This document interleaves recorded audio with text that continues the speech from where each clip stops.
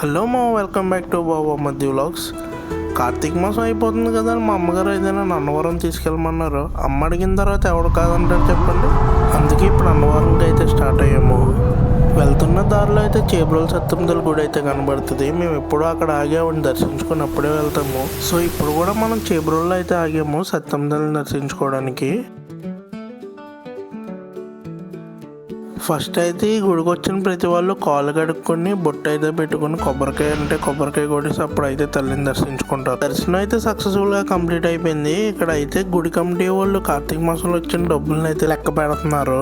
ఇప్పుడైతే మన పంతులు గారు ఇచ్చిన కుంకాన్ని అయితే కొంచెం తీసి మన బండికి అయితే బొట్టు కింద పెడుతున్నాము. ఈవిడ మహిమల గురించి తెలిసిన ప్రతి ఒక్కరు అయితే ఇక్కడ ఆగి ఈవిడని అయితే దర్శించుకొని అప్పుడే బయలుదేరుతారు. ఇప్పుడైతే మనం అన్నవరం ఆర్చ్ అయితే క్రాస్ చేస్తాము, కొండ అయితే ఎక్కుతున్నాము. ఇప్పుడు మనం గుడి దగ్గరికి అయితే వచ్చేసాము. జనాలు అయితే మామూలుగా లేరు మామ, ఎన్ని బండ్లు ఉన్నాయి మీరే చూడండి.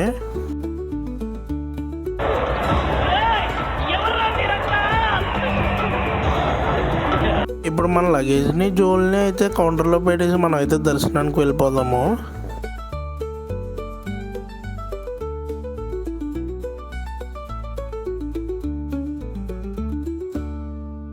మేము వెళ్ళిన రోజు అయితే రష్ మామూలుగా లేదు మామ. ఫ్రీ దర్శనం అయితే మినిమం 4 hours పట్టింది ఆ రోజు అయితే. అందుకే మనం అయితే 200 రూపీస్ టికెట్ తీసుకుని ఇప్పుడైతే లైన్లో కలిసిపోయాము. ఇప్పుడైతే సోమవారం కొబ్బరికాయ కొట్టేసి పైచెప్ప అయితే కనబడుతున్న బాస్కెట్లో పడిసేయాలి. సత్యనారాయణమూర్తి దర్శనం అయితే సూపర్గా అయింది. ఇప్పుడైతే మనం ఇక్కడ కింద కొంచెంసేపు కూర్చొని బయటకు అయితే ఎగ్జిట్ అయిపోయాము. బయటికి రాగానే ఇక్కడ పల్లకీలో అయితే ఉత్సవమూర్తులను ఊరేగింటున్నారు. రష్ అయితే మామూలుగా లేదు మామ. చుట్టుపక్కల అందరూ దీపాలు వెలిగించుకుంటున్నారు. దానివల్ల ఖాళీ అయితే అస్సలు లేదు. ఇప్పుడైతే మనం అన్నవరం రావడానికి రెండో రీజను. మీలో ఎవరికైనా నేను చెప్పేదానికంటే ముందే తెలిస్తే కామెంట్ చేయండి. ఇప్పుడు రెండో రీజన్ ఏంటంటే అన్నవరం ప్రసాదం అండి. చెప్పాలంటే దేవుడి దర్శనం దీనికన్నా గమ్మున అయిపోయింది మామ. మన కౌంటర్లో టోకెన్ తీసుకోవడానికి గంట పట్టింది. ఇప్పుడైతే మనం ఈ టోకెన్ కౌంటర్లో ఇచ్చేసి మన ప్రసాదం అయితే కలెక్ట్ చేసుకుంటున్నాము.